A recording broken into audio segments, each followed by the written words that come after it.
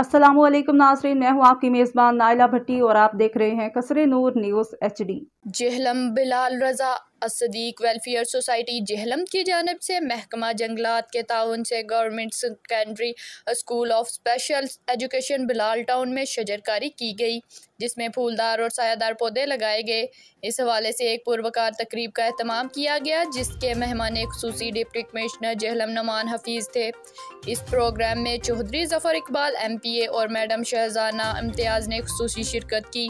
इसके अलावा Sadiq welfare society की जानिब से सईद अहमद सदर, रज़िया सुल्ताना सीनियर नायब सदर, खालिद महमूद जनरल सेक्रेटरी मौजूद थे। इन सब मेहमानों ने अपने हाथों से अपना अपना पौधा लगाया और दुआ की और प्रोग्राम के आखिर में स्कूल प्रिंसिपल मैडम सुमेरा अजीज़ की तरफ से असदीक वेलफेयर सोसाइटी और महकमा जंगलात का शुक्रिया अदा किया गया। मज़ीद खबरों और अपडेट्स के लिए देखते रहिए कसरे नूर न्यूज़ HD, हर खबर से बाखबर।